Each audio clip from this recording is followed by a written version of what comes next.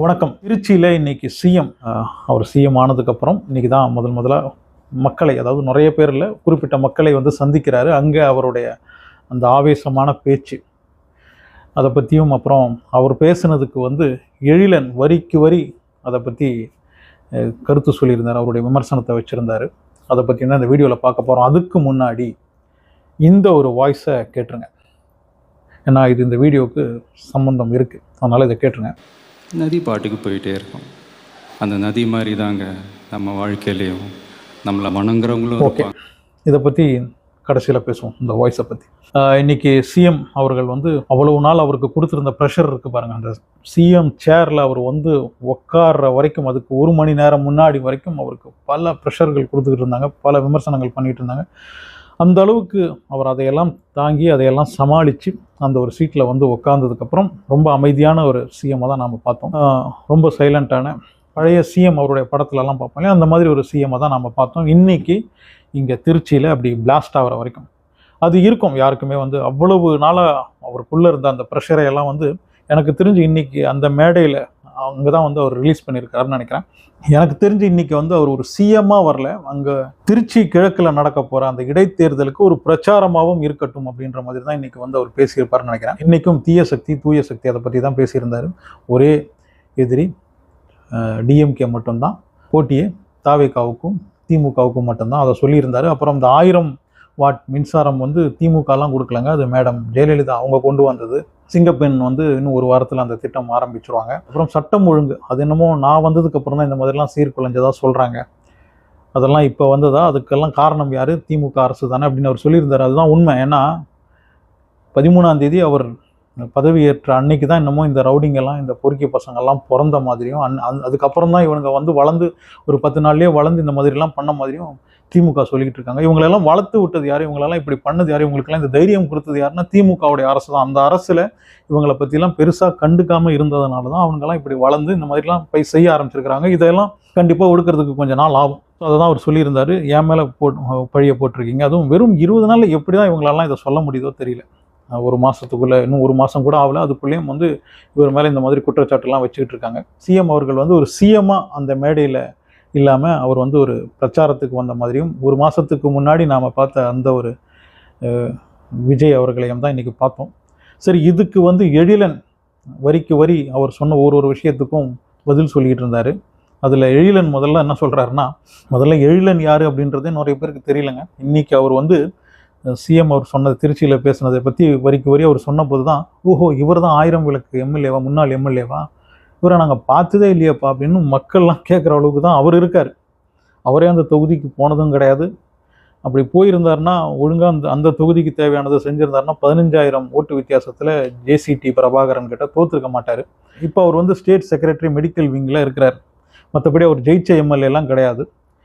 இந்த மாதிரி சிஎம் அவர்களுக்கு பதில் சொல்லும்போது எதிர்கட்சி தலைவர் அப்படின்னு ஒருத்தரை இவங்க வச்சிருக்கிறாங்க இல்லையா, பயங்கரமான எதிர்கட்சி தலைவராக நம்ம உதயநிதி இருப்பார் அப்படி இப்படின்னு சொன்னாங்க. அவர் தானே பதில் சொல்லியிருக்கணும். ஏன்னா அவர் ஜெயிச்சிருக்கிறாரு, முக்கியமான பொறுப்பில் இருக்கிறாரு, அவர் பதில் சொல்லியிருக்கணும். சரி, அவர் இல்லையா, முன்னாள் சிஎம் அவர் சொல்லியிருக்கணும் பதில். இந்த மாதிரி விஷயங்களுக்கெல்லாம் சிஎம் வந்து அதிகமாக சாடியதே இன்றைக்கி ஸ்டாலின் அவர்களை தான். அப்போ அவர் பதில் சொல்லியிருக்கணும். அப்படி இல்லையா, உங்களுடைய கட்சியில் ஜெயிச்சு வந்து யாராவது இந்த பதில் சிஎம் அவர்களுக்கு பதில் சொல்லியிருக்கணும். அதை விட்டுட்டு எழிலன் அவர்கள் ரொம்ப தடுமாறி இன்றைக்கி பேசினார். பாயிண்டெல்லாம் வந்து சைடில் ஒரு டேபிள் மேலே வச்சா யாரும் பார்த்துடக்கூடாதுன்னு பக்கத்தில் உட்காந்துருக்கிற ஒரு மடியில் வச்சுக்கிட்டு அதை இப்படி பார்த்து பேசிகிட்டு இருந்தார். நேர்லேயே வச்சு இந்த மாதிரி பேசுகிறதுலாம் தப்பே கிடையாது. அதில் என்ன தப்பு இருக்குது? உங்களுக்கு வந்து பாயிண்ட்ஸ் மறந்து போகும்போது அதை எடுக்கிறதுக்கு சில வார்த்தைகளை எழுதி வச்சுருப்பீங்க, அதை பார்த்து பேசலாமே. அப்படி என்ன, நீங்கள் டாக்டர் தான், எம்டி தான், ஓகே தான், அதுக்காக பார்த்து பேசுகிறதுலாம் யாரும் ஒன்றும் சொல்ல மாட்டாங்க. 20 நிமிஷம் அவர் பேசின எல்லா விஷயத்தையும் ஞாபகம் வச்சுக்கிட்டு உங்களால் கண்டிப்பாக பேச முடியாது. அப்படி இருக்கும்போது நோட் பண்ணிக்கிட்டு பேசலாம். ஒரு பக்கத்தில் இருக்கிற ஒரு மடியிலெல்லாம் வச்சு பார்த்து பேச வேண்டிய அவசியம் இல்லை. அந்த கல்யாண மண்டபத்தில் போய் குறையாக சொல்லிக்கிட்டு இருக்காருங்க அப்படின்னு சிஎம் இன்னைக்கு வந்து திருச்சியில் சொல்லியிருந்தார். அதுக்கு எழிலன் சொல்கிறாரு, எங்களுடைய கலாச்சாரம் தெரியுமா, திமுகவுடைய பாரம்பரியம் தெரியுமா, நாங்கள் வந்து பல காலமாக கல்யாண மண்டபத்தை தான் எங்களுடைய பிரச்சார மேடையாக பயன்படுத்திக்கிட்டு இருக்கோம் அப்படின்னு அவர் சொல்கிறார் எழிலன். ரொம்ப நல்ல விஷயம். பிரச்சார மேடையாக கல்யாண மண்டபத்தை பயன்படுத்துறது ரொம்ப நல்ல விஷயம். அது வந்து நிறைய செலவை குறைக்கும்.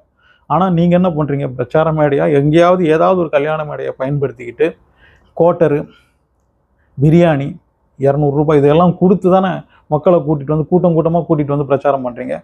கல்யாண மண்டபத்தை பயன்படுத்துகிறதா இருந்தால் அப்புறம் எதுக்கு உங்களுக்கு இந்த குவாட்ரு 200 ரூபாய் பிரியாணி போட்டலாம், இதெல்லாம் கொடுக்க வேண்டிய அவசியமே இல்லையே. திமுக வந்து கல்யாண மண்டபத்தை அவர்களுடைய பிரச்சார மேடையாக மாற்றினது எதுக்குன்னா செலவை குறைக்கிறதுக்கு. அந்த காலத்துலலாம் நீங்கள் வந்து, அதாவது ஆரம்ப கட்டம் நான் சொல்கிறது அண்ணா காலத்தில் அந்த ஊழல் பணம்லாம் இல்லாததுனால கட்சி பணத்தை வச்சு இந்த மாதிரி பிரச்சாரம் பண்ண வேண்டியது இருந்ததுனால கல்யாண மண்டபத்தை பயன்படுத்தினாங்க. நீங்கள் இப்போ தான் உங்களுடைய சொத்தை பற்றி கணக்கு போடணுன்னா அது சைபர் மட்டுமே 1.5 மீட்டர் நீளம், அந்த அளவுக்கு வச்சுருக்கிறீங்க. இப்போ உங்களுக்கு வந்து கல்யாண மண்டபம் அப்படின்றது எங்கேயாவது சும்மா ஒரு சாம்பிள் மட்டும்தானே, மற்றபடி பணத்தை இறச்சி தானே உங்களுடைய பிரச்சாரமே இருக்குது. ஸோ அதனால் வந்து கல்யாண மண்டபம் உங்கள் பாரம்பரியம் அதை பற்றிலாம் பேசாதீங்க. நீங்கள் எப்படி பிரச்சாரம் பண்ணுவீங்க அப்படின்றது மக்கள் எல்லாருக்குமே தெரியும். மகளிர் உரிமை தொகை, காலை உணவு திட்டம், வீடு தேடி மருத்துவம், இதெல்லாம் வந்து எங்களுடைய சாதனை அப்படின்னு சொல்கிறார். நாங்கள் கொண்டு வந்த திட்டம், அது எங்களுடைய சாதனை அப்படின்றார். எந்த ஒரு கட்சியுமே சொல்கிறேன், சாதனை அப்படின்ற வார்த்தையெல்லாம் எந்த கட்சிக்காரனும் பயன்படுத்துறதுக்கு அதுக்கு அவங்களுக்கு அருகதையே கிடையாது. ஏன்னா சாதனை அப்படின்னா உங்கள் வீட்டிலேருந்து பணம் எடுத்துகிட்டு வந்து, இல்லைன்னா உங்கள் குடும்பத்திலேருந்து உங்கள் சொந்தக்காரங்க வீட்டிலேருந்து பணம் எடுத்துகிட்டு வந்து நீங்கள் ஏதாவது திட்டத்தை கொண்டு வந்தால் தான் அது சாதனை அப்படின்னு நீங்கள் சொல்லிக்க முடியும். இதெல்லாம் மக்கள் பணத்தில் அவங்ககிட்டேருந்து தான் எல்லாத்தையும் வாங்குறீங்க. திட்டத்தை கொண்டு வரீங்க, சரி, புத்திசாலித்தனமான திட்டத்தை கொண்டு வரீங்களா, ஓகே. அதை வந்து ஒரு சாதனைன்னு சொல்கிற அளவுக்கெல்லாம் வந்து ஒன்றும் கிடையாது. அது யாரும் சொல்கிறதுக்கான அருகதை எந்த ஒரு கட்சிக்கும் கிடையாது. அது மக்கள் பணத்தில் நீங்கள் கொண்டு வந்த திட்டம் அதெல்லாம் இல்லையா. அதுக்கெல்லாம் செலவு வந்து நான் வீட்டில் இருந்தால் கொண்டு வரீங்க, அதெல்லாம் மக்கள் பணத்துலேருந்து தானே கொடுக்குறீங்க. ஒரு திட்டத்தை மட்டும் கொண்டு வந்திருக்கீங்க, அதுக்கான சில விஷயங்களையும் நீங்கள் எடுத்துக்கிறீங்க. இந்த 30%, 35% நம்ம சிஎம் சொன்னார், அதெல்லாம் என்னது? இந்த மாதிரி திட்டம் கொண்டு வரும்போது அதனால் பலனடைகிறதும் மக்கள் மட்டும் கிடையாது, நீங்களும் தான். ஸோ அதையெல்லாம் மறந்துட்டு சாதனை அப்படின்ற வார்த்தையெல்லாம் அதெல்லாம் பெரிய வார்த்தை. அதுக்கெல்லாம் எந்த ஒரு கட்சிக்குமே அருகதை கிடையாது. ஏன்னா மக்கள் பணத்தை பயன்படுத்தி தான் இதெல்லாம் நீங்கள் பண்ணுறீங்க. 6 மாதம் நாங்கள் கொடுக்குறோம் அப்படின்னா கொடுக்கணும். அதுக்குள்ளேயும் மக்கள் தெருவுக்கு வராங்க, மக்கள் பிரச்சனை பண்ணுறாங்க, அதனால தான் நாங்கள் பேசுகிறோம் அப்படின்னா அப்படி தான் வருவாங்க. ஏன்னா பண்ணி வச்சதெல்லாம் நீங்கள் தானே.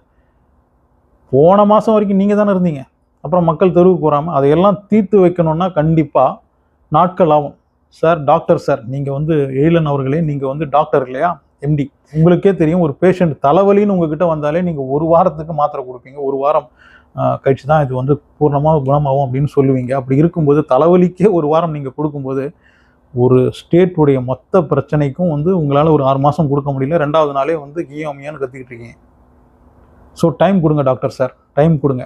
நீங்கள் தான் இனிமேல் உங்ககிட்ட தான் சொல்லி ஆகணும். ஏன்னா எதிர்க்கட்சி தலைவர் அப்படின்றவர் எங்கே போனாருன்னு தெரியல. முன்னாள் சிஎம் வந்து இதுக்கு எந்த பதிலும் சொல்லாமல் இருக்கிறாரு. இப்போ அடுத்தது உங்களுக்கு வேறு ஏதாவது போஸ்ட்டை கொடுத்து ஜெயிச்சிருந்தீங்கன்னா உங்களை அடுத்து ஏதாவது ஒரு இடத்துல கொண்டு வந்து வச்சுருப்பாங்கன்னு நினைக்கிறேன். மக்கள் வெளியிலேருந்து பார்த்துக்கிட்டு தானே இருக்காங்க எந்த மாதிரி நடந்துக்கிட்டு இருக்குன்னு. நீங்களே கொஞ்சம் யோசிச்சு பாருங்கள். சென்னையில் சிஎம் போகும்போது அந்த டிராஃபிக்கில் அவஸ்தைப்பட்டுக்கிட்டு இருந்த பசங்கள்லாம் அவங்க பட்டுக்க போயிட்டுருக்காங்க. சைடில் வந்து வேற ஒரு லேனில் சிஎம் அவருடைய வண்டி போகுது அப்படின்னும் போது அவனுக்கு வந்து எந்த அளவுக்கு ஒரு ரிலீஃபாக இருக்கும். அப்பா, போன மாதம்லாம் எந்த மாதிரி அவஸ்தைப்பட்டுக்கிட்டு இருந்தோம், இந்த மாதிரி ஒரு சிஎம் வந்துட்டார். அதுவே அந்த மாதிரி பல திட்டங்களை வந்து மக்களை கவர்ந்துக்கிட்டு தான் இருக்கார். அந்த மாதிரி இன்னும் நிறைய வரும். ஸோ வெயிட் பண்ணுங்கள், கண்டிப்பாக செய்வாங்க. அப்புறம் நான் ஃபஸ்ட்டு ஒரு ஆடியோக்கு சொன்னேன் இல்லையா, இதோ kill them with your success, bury them with your smile. 1999 நம்ம சிஎம் அவர்கள் வந்து துல்லாத மனமும் துள்ளும் படம் நடித்தார் பாருங்கள். அந்த நேரத்திலேயே அவருக்கு வந்து இப்போ இருக்கிற அந்த பெண் ரசிகர்கள் இருக்காங்க பாருங்கள், குழந்தைங்க ரசிகர், அவங்கெல்லாம் அப்போவே வந்து அவருக்கு ரசிகர்களாக மாறிட்டாங்க. ரொம்ப அதிர்ந்து பேசாத அமைதியான அந்த ஒரு விஜய்க்கு பின்னாடி தான் நிறைய ரசிகர்கள் சேர்ந்தாங்க. அதுக்கப்புறம் ஒரு ஆக்ஷன் ஹீரோ ஆனார். அது அப்படியே அந்த ரசிகர்கள்லாம் தொடர்ந்தாங்க.